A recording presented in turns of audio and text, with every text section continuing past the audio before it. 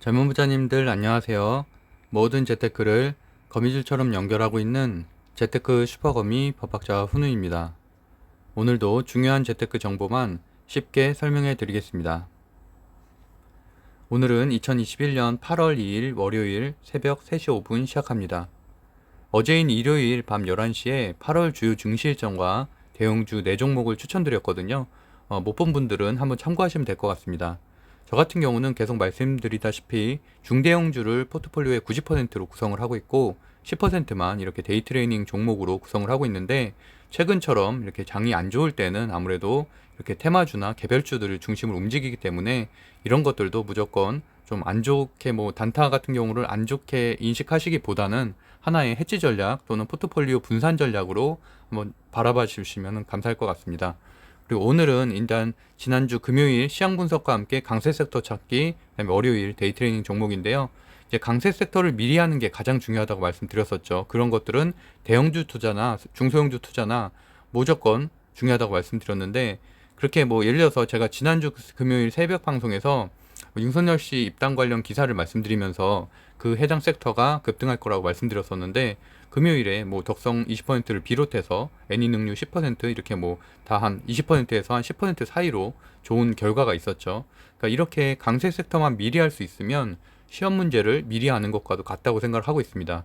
물론 이런 것들은 이제 대선주로 제가 한정지어서 말씀드렸지만, 만약에 이게 배터리 소부장 쪽으로 강세 섹터가 확정이 됐다 이렇게 알고 있다면, 당연히 배터리 소부장 기업들은 우량주들도 많잖아요, 중대형주에. 그러다 보니까 그런데 투자를 미리 했으면 당연히 그만큼 또 큰 수익을 낼 수가 있다는 말씀이죠.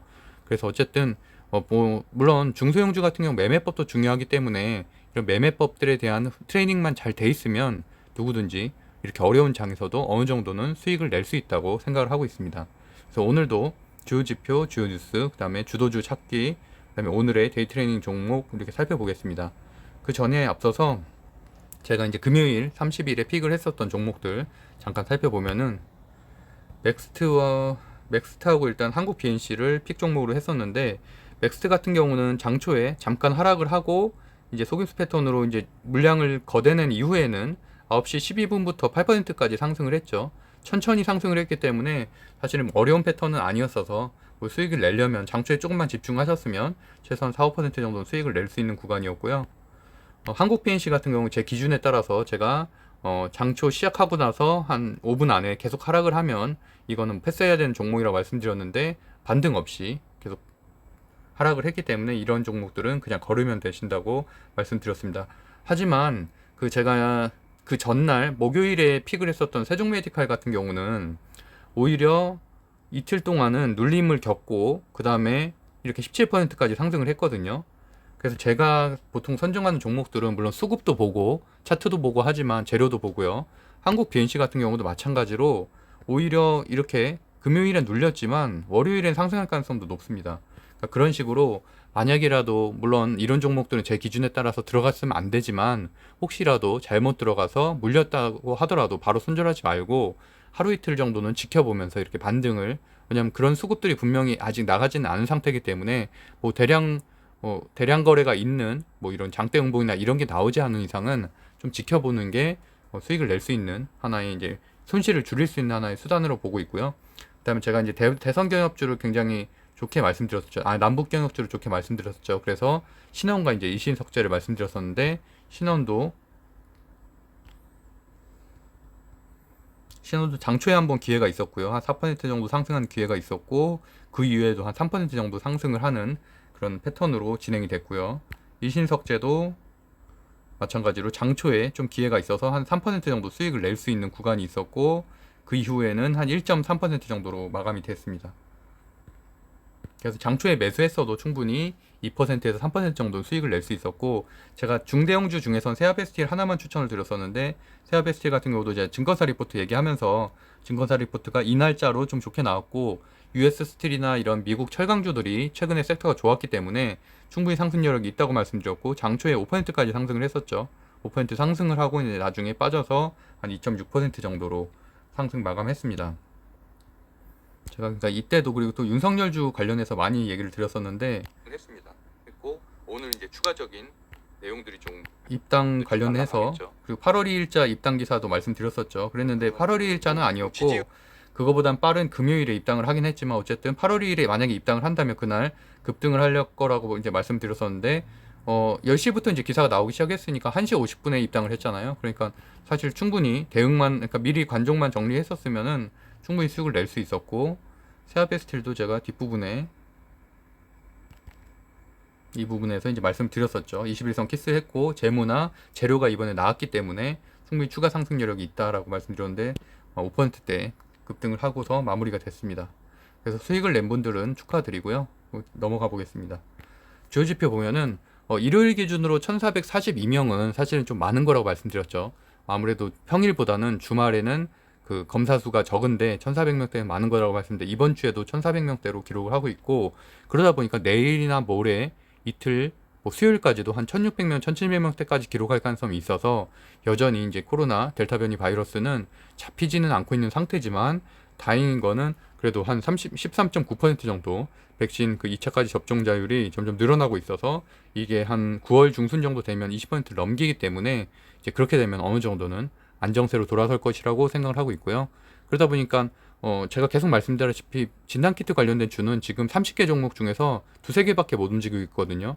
그러니까 거의 이제 제로 소명이라고 보는 게 맞고, 이게 갑자기 뭐 1600명, 1800명, 2000명 이렇게 늘어나지 않는 이상은 어쩔 수 없이 그런 것들은 뭐 반등이 있을 때마다 재료를 정리해야 되는, 그러니까 물린 분들이 있으면 물타기 좀 하고, 반등이 좀 이렇게 확진자 수가 급증할 때는 어느 정도는 조금 올라가잖아요. 그때마다 좀 줄여가는 전략으로 접근하시는 게, 그러니까 그런 것들은 사실은 좀 특히나 진단키트에 한정된 종목들은 전 그렇다고 생각을 하고, 이제 그 종목이 아니라 뭐 예를 들어서 뭐 코로나 치료제 개발인데 추가적으로 뭐 RNA라든지 뭐 다양한 이런 면역 관련된 것들도 뭐 개발을 한다던가, 이런 다른 재료들을 함께 가지고 있으면 몰라도 진단키트로만 돼 있는 곳들은 제가 계속 이제 비중 얘기를 말씀드리고 있고요. 아무래도 리스크 관리 차원에서는 그런 것들이 일시적인 재료냐, 남북경협 같은 경우는 그렇지 않잖아요. 남북경협과 같은 경우는 지금 한미 정상, 북미 남북, 제가 새벽이라서 좀 목소리가 꺼이네요. 남북 정상회담이 재료가 소멸된 게 아니잖아요. 그런 것들은 계속 발생할 거고, 대선주도 말씀드린 대로 물론 인물주냐 정책주냐에 따라 다르긴 하지만, 인물주도 지금 거의 한 4개월 정도 됐는데도 아직도 재료 소멸이 안 됐잖아요. 그리고 아직도 대선까지도 충분히 반등, 몇 차례 정도 더 반등을 하고서 소멸될 가능성이 있고, 이제 정책주 같은 경우는 앞으로도 한 3, 4개월은 더 가겠죠. 그렇기 때문에 뭐 제가 뭐 기본주택이라든지 뭐 이런 교육주라든지 이런 것들을 계속 말씀드리고 있죠. 그래서 어쨌든 그렇게 재료도 구별하는 능력을 좀 시야를 갖는 게, 제 방송을 보면서도 어떤 종목은, 어떤 재료들은 오래 가고 뭐 어떤 재료들은 이렇게 단기성, 특히나 진단키트주 같은 경우는 단기성이죠. 그런 것들을 하나씩 분리해 나가시는 이런 시야를 가질 수 있으면 좋겠습니다. 지난주 금요일에 코스피, 코스닥 큰 조정을 받았고, 다우존스, 나스닥도 금요일에 좋지 않았어요. 좋지 않았고, 이게 결국엔 중국 증시가 가장 큰 원인이라고 저는 개인적으로 생각하는데, 지난주 금요일에도 중국 증시가 폭락을 했고, 월화까지도 폭락을 했죠. 큰 폭으로 거의 10% 시장 지수가 10% 가까이 빠졌으니까 상당히 큰 하락인데, 거기에 이어서 이제 수목은 조금 반등하는가 했는데 금요일에 이렇게 다시 빠졌다는 얘기죠. 그래서 뭐 상해 종합 지수도 한 0.42%, 홍콩은 거의 한 2% 가까이 상당히 큰 폭으로 또 하락을 했는데, 그러다 보니까 중국 증시가 반등을 했다고 볼 만한 시그널이 전혀 없는 것 같아요. 현재까지는. 다만 나스닥에서 그 이항홀딩스라든지 이런 중국계 기업들이 금요일에는 조금 상승은 했더라고요. 3% 정도. 한 며칠 빠진 거에 이제 기술적 반등으로. 근데 그렇다고 해서 중국 증시가 월요일부터 다시 올라가냐에 대한 확신이 없기 때문에, 그래서 사실은 매수를 하는 것도 무조건 저점이라고 매수하는 게 아니라 중국 증시가 바닥을 치고서 올라가는 걸 확인한 이후에 좀 안정적으로 중대형주를 매수하는 게 저는 개인적으로 더 낫다고 생각을 하고요. 왜냐하면 대부분 제가 어저께 대형주 소개할 때도 말씀드렸지만, 지금 코스피 1위부터 10위, 코스닥 1위부터 뭐 10위까지 다 보면은 뭐 게임주 몇 개 빼놓고는 다 차트가 완전 깨졌어요. 다 완전 역배열로 다 깨졌기 때문에, 그만큼 지금 차트가 좋지 않고 어쨌든 흐름이 좋지 않은 상황이기 때문에, 이게 뭐 작년처럼 이렇게 뭐 우상향하고 있는 뭐 정배열이라든지 우상향 추세가 아니잖아요. 그래서 어쨌든 뭐 내가 산 지점에서도 더 한 5% 10% 더 빠질 수도 있기 때문에, 무조건 싸다고 사는 게 아니라 어느 정도 시장의 흐름을 보고서 매수를 하는 것을 좀 추천드립니다. 국채금리는 1.23%로 1.3% 이하는 좋은 건 아니라고 말씀드렸었죠. 그 경기 둔화에 대한 우려가 있고, 그다음에 원달러 환율도 지금 현재 높은 상태인데 이런 것들도 외국인 수급을 제한한다고 말씀드렸는데 이렇게 보면은 어쨌든 대외적인 환경도 좋지 않습니다. 사실은 지금 우리나라 뭐 실적 발표 시즌도 다 끝나가죠. 그러니까 수급이 들어올 만한 특별한 이유가 없는 거예요. 이벤트가 모멘텀도 없고 그나마 뭐 이재용 씨 사면이라든지 뭐 MSCI 뭐 리밸런싱이라든지 이런 거에 따라서 이제 편입 편출되는 종목에 대해서 일정 부분 수급이 몰릴 수도 있겠지만 그런 거 이외에는 특별히 외국인 수급이 들어올 만한 게 없으니까 그나마 이제 기댈 만한 거는 뭐 기관에서 아무래도 하반기에 이제 리밸런싱이 있잖아요. 이제 그런 것들 때문에 조금 기대하고 있는 거 그런 거 그 정도라고 보고 있고요. 어쨌든 금요일 같은 경우는 기관도 많이 팔았어요. 5천억 팔았고 외국인이 7천억 팔았고요. 코스피 같은 경우는 현재 60일선을 이탈한 상태고 그러다 보니까 아직은 조금 좀 더 관망을 하는 게 낫겠다라고 보는 상황이고요. 코스닥 같은 경우도 최근에 상당히 좋았는데 그럼에도 불구하고 21선을 완전히 이탈을 했죠. 그래서 그 전날 같은 목요일만 해도 사실 21선 위에 꼬리를 달면서 이제 올라와서 어느 정도 안심을 했는데 또 금요일에는 이렇게 큰 폭으로 하락을 하면서 이탈을 했기 때문에 무조건 매수하기보다는 어느 정도 지지를 확인하는 게 좋겠다라고 보고 있고요. 가상화폐 같은 경우도 최근에 바닥을 찍고서 좀 올라가고 있더라고요. 그래서 가상화폐 투자하시는 분들은 좀씩 관심을 가져도 될 만한 위치라고 보고 있습니다. 주뉴스 보면은 제가 아마존 어저께 이제 대형주 얘기할 때도 이 말씀을 드렸었는데 아마존이 7.3%나 하락을 했어요. 그래서 이제 결국엔 뭐 가장 큰 문제는 코로나 델타 변이 바이러스에 대한 우려겠죠. 그것 때문에 아마존이 또 어닝 쇼크가 나오면서 시장 자체가 위축이 됐고 뭐 그거보다 더 근본적인 원인은 당연히 뭐 이런 중국 증시의 폭락이라고 할 수가 있겠죠. 그래서 어쨌든 그런 상황이고 주요 지표들은 나온 거는 크게 뭐 이렇게 유의미한 것은 없었어요. 그래서 개인 소비 지출은 1% 정도 증가를 했고 고용 비용 지수도 그래서 뭐 조금 상승했는데 이제 그런 것들은 크게 유의미한 지표는 아니었고 그거보다는 오히려 이렇게 델타 변이 바이러스가 전염력이 강하다는 미 질병통제예방센터의 내부 보고서가 공개되면서도 오히려 그게 증시 하락을 이끌었다. 그리고 신규 확진자 수가 7621명인데 이거는 2주 전보다 약 한 150% 정도 상승한 거라서 여전히 이제 미국도 확진자 수가 증가를 하고 있는 추세입니다. 그리고 대선 쪽에 잠깐 보면은 어쨌든 지금 윤석열 씨가 금요일에 입당함에 따라서 아무래도 최재형 씨랑 이강 구도가 될 가능성이 높고 최재형 씨 같은 경우는 뭐 지난 이번 주 토요일 일요일 뭐 여론조사 기사 이런 거 보니까 10%까지 기록한 기사들도 좀 나오더라고요. 그러다 보니까 뭐 이번 주 월요일 화요일 정도에 어느 정도 이강 체제로 굳어지면은 이론이라든지 오픈베이스라든지 이런 체제형 관련주들도 움직일 가능성이 있고요. 그다음에 안철수 씨나 뭐 김동연 씨도 이렇게 뛰어든다고 하니까 이렇게 되면은 아무래도 컨벤션 효과가 좀 발생을 하겠죠. 그러면서 아무래도 야권 주자들이 좀 더 주목을 받게 되니까 거기에 대한 관련된 주들이 움직일 가능성이 있고 저는 일단 윤석열 씨 관련된 주가 지난주에 좀 움직였잖아요. 지난주에 상승을 하다가 금요일에 이제 피크를 찍었는데 그 금요일에도 사실은 다 빠진 게 아니라 고점을 찍고 나서 내려오긴 했지만 다 조정이 된 게 아니었거든요. 그래서 뭐 덕성과 같은 경우 8% 상승 마감을 했어요. 20% 찍고서. 그러다 보니까 이번 주에도 추가적인 반등을 할 가능성이 충분히 있다라고 보고 있습니다. 아무래도 뭐 제일 사실 1위로 확정짓기 전까지는 지금이 제일 기대감이 큰 때잖아요. 그러다 보니까 이런 기사들도 8월 1일자 세계일보 기사에 보면은 이재명, 이낙연 씨와 10% 이상 뭐 이렇게 격차가 벌어졌다. 물론 이거는 여러 신문 기사들 중에 하나일 뿐이지만 어쨌든 이런 기사가 나온다는 얘기는 관련된 주들이 당연히 월요일 아침부터 상승할 가능성이 높다는 얘기죠. 그리고 이제 국내 증시 그리고 대장주 찾기 한번 살펴볼게요. 일단은 금요일을 분석을 해보면 농업, 비료 이런 것들이 좀 움직였죠. 근데 이거는 계속 말씀드렸죠. 뭐 식량난 미국에 대한 중국 그 남북 관계가 개선이 된다면 가장 큰 거는 코로나 치료제, 뭐 백신이나 치료제를 우리나라가 공급해 주는 거 하나, 그 다음에 당연히 비료나 이런 농업 기술 전파, 그 다음에 뭐 건축 지원 이런 것들이 있겠죠. 뭐 금강산 개발 재개, 뭐 개성지구 그런 산업 재개 뭐 이런 것들이 있겠잖아요. 그러다 보니까 관련돼서 비료 뭐 이런 농업 관련된 주들이 움직일 수밖에 없고 이런 거 결국에는 큰 틀에서는 다 남북경협주라고 할 수가 있겠죠. 그리고 코로나19 관련된 주 조금 움직였고 2차 전지 그다음에 하반기 신규 상장 여전히 제가 신규 상장주 강세라고 말씀드렸었는데 금요일에도 이렇게 움직였고요. 농협 관련된 주 이렇게 정리를 해보면 조비, 뭐 KG케미칼, 아시아종묘, 그다음에 효성 OMB, 경농, 인바이오, 남해화학 이 정도가 될 수 있겠다. 남해화학도 큰 폭으로 최근에 상승을 한 적이 있었죠. 그래서 여기 있는 것들은 좀 광신 종목에다 넣어놓고서 남북 경협주로 관리를 해야 될 것 같습니다. 아무래도 이런 섹터들은 정책 주기도 하지만 대선 전국에서도 계속 나올 수 있는 종류들이거든요.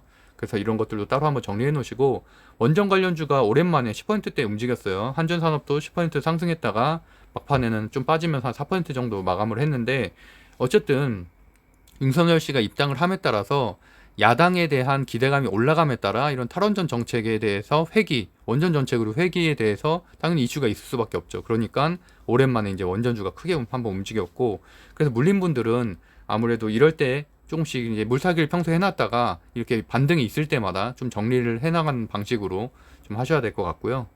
그나마 정책주들은 조금 더 수명이 기니까. 그리고 유선전 씨 관련된 주 말씀드렸던 대로 순서대로 보면은 덕성이 어쨌든 그날 차트의 흐름은 가장 좋았어요. 그래서 저도 저희 지금 주식 토론방에서도 계속 덕성 한 4%대도 제가 공유를 하면서 그 아래 꼬리 달리면서 다른 종목들은 사실 웅진이나 최근에 강했었던 종목들은 오히려 장초에만 상승을 하고 빠졌는데 덕성이 좀 아래 꼬리 달고서 천천히 올라오더라고요. 그래서 저는 그날도 아마 덕성이 제일 강하지 않을까라고 말씀드렸었는데, 안 그래도 결과적으로 보면은 덕성과 세연이 가장 강했고, 그다음에 애니능률, 그다음에 뭐 웅진, 뭐 이런 순서대로 강했었고요. 그래서 이쪽에 있는 섹터도 항상 정리를 해 놓으시면 좋을 것 같고, 남북관 관련된 주로는 동양철관이 그나마 4%로 강했고, 말씀드렸던 일신석재, 그다음에 신원 이런 데가 대장주 거래량이나 이런 상승률로 보면 대장주죠 최근에. 그래서 이런 두 군데까지를 한번 보시면 될 것 같고, 나머지는 순환매 종목으로 정리하시면 될 것 같습니다.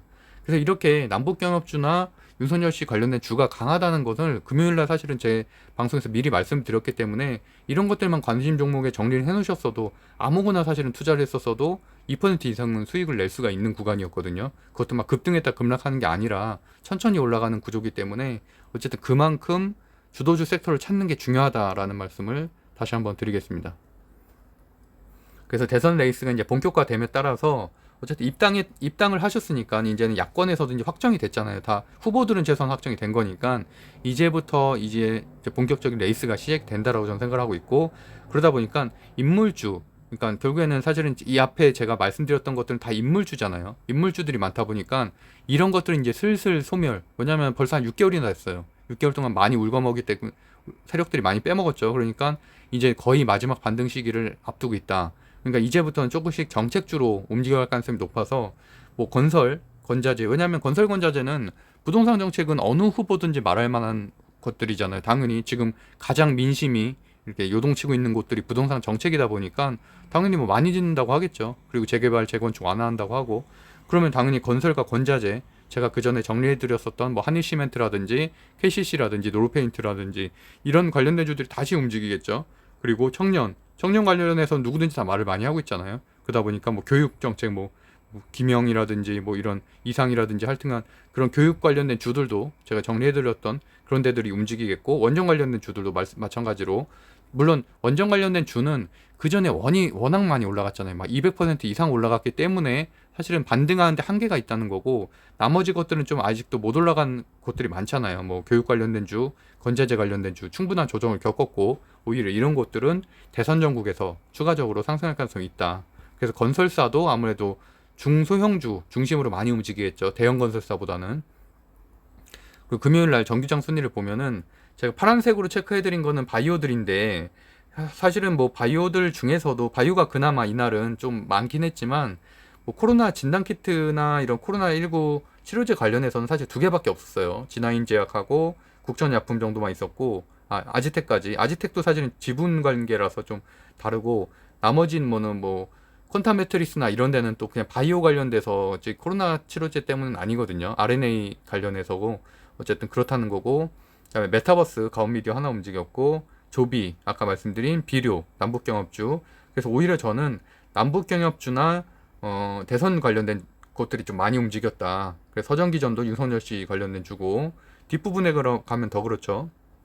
이쪽도 보면 코이즈 이재명 씨 관련주, 라이프 시멘틱스도 메타버스, 그다음에 조화제약도 남북경협, 그다음 KG케미컬 아시아 종료 둘 다 남북경협이고요. 프리엠스 이쪽은 다 대선이죠. 이재명, 윤석열, 에코플라스틱 이재명, TBC 황교안, 서현 윤석열, 신일제약 황교안. 그러니까 이렇게 결국에는 현재 강세 섹터는 남북경협과 제가 계속 목요일부터 말씀드리다시피 남북경협과 대선주라는 거예요. 뭐 월요일에 다시 어떻게 이렇게 바뀔지는 모르겠지만 오히려 저는 월요일에도 이 컨벤션 효과, 경선 효과 때문에 더 오히려 남북 경협주나 이런 대선 주자 주들이 더 날아갈 수 있다고 저는 생각을 하고 있거든요. 그러니까 충분히 이쪽에는 관심을 갖고 있고, 남북 경협주 같은 경우는 많이 안 올랐어요. 뭐 많이 오른 것만 한 20% 올랐고, 여전히 조금 뭐 아직 현재 오르고 1차 상승 정도밖에 안 됐기 때문에 충분히 모아가면은 앞으로 뭐 20% 30% 상승할 때 충분히 괜찮을 것이라고 보고 있고요.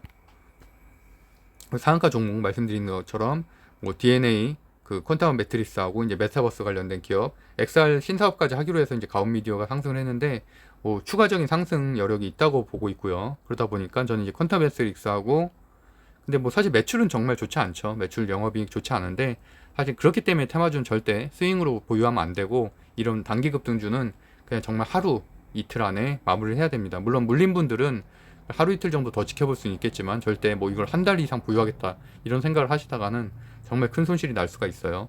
그리고 이제 대선 관련된 주 중에서는 그나마 인물주 중에서는 윤석열 씨 그 덕성이 여전히 그날도 22%까지 상승을 했다 8% 마감을 하긴 했지만 그래도 거래량도 많이 터져졌고, 위에 매물대만 조금 뚫어준다면 월요일에 뭐 여론조사 기관에서 조금만 좋은 수치가 하나 나와준다면 그 매물대를 뚫을 수 있는 재료가 되겠죠.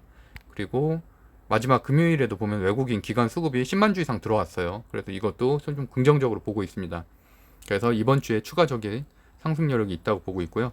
정리를 해보면 가온미디어, 그다음 콘타메트리스, 그리고 윤석열주하고 남북경협주가 이번 주 월화, 최소한 월화에는 충분히 강할 것이라고 예상을 하고 있고, 그러다 보니까 이제 그런 것들 아까 제가 보여드린 것들을 뭐 캡처를 하셔갖고 관심 종목이 좀 넣어두면은 그 장초에 상승할 때 충분히 수익을 낼 수가 있다고 생각을 하고 있습니다. 그래서 윤석열 씨 관련된 주 한번 보시고요. 아무래도 그 상승 여력이 좋은 것들은 이렇게 거래량도 많고 그날 이제 이렇게 상승률이 좋았던 것들이죠. 뭐 덕성, 서현, 애니능률, 웅진, 그럼 동양 정도까지 보시면 될 것 같고요. 남북 경협주도 동양철관, 신원, 일신석재 뭐 이런 것들을 보면 되고, 팜스토리 같은 것도 약간 그 재료 그 곡물 쪽이죠. 곡물 쪽인데 이제 크게 보면 남북 경협 재료도 볼 수 있고, 원전 관련주는 뭐 한전산업이라든지 우진이라든지 일진파워 뭐 이런 데가 이제 주도주라고 할 수가 있겠죠.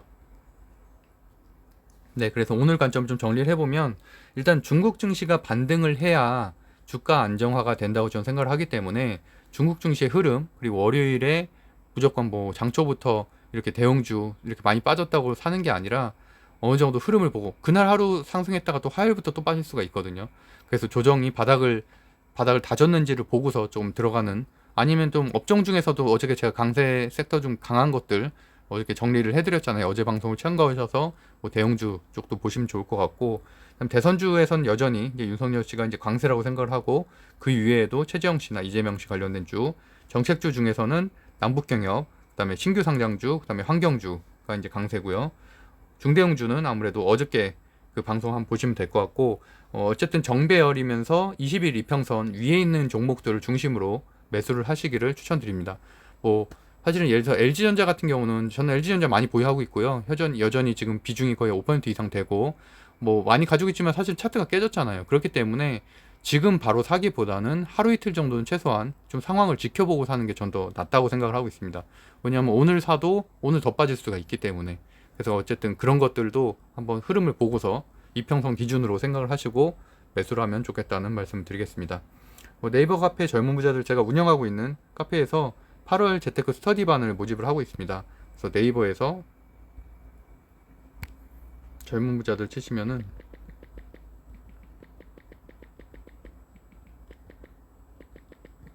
지금 못 찾겠다는 분들이 많아서 제가 한번 들어가는 거 보여드릴게요. 모든 글이 다 공개가 돼 있고요. 저희는 그 같이 그냥 공부하는 스터디고, 8월 정규 신청반 보면은 이렇게 내용이 있습니다. 그래서 뭐 저희는 주식 투자뿐만이 아니라 그냥 다양한 경제 공부도 같이 하고, 뭐 아파트 청약이라든지 경매라든지 뭐 이런 내용들도 다루고 있으니까 관심 있는 분들은 한번 읽어보시면 좋을 것 같습니다. 네, 구독과 좋아요는 사랑입니다. 오늘도 하여튼 성공 투자하시고요. 매일 행복한 하루 되셨으면 좋겠습니다. 감사합니다.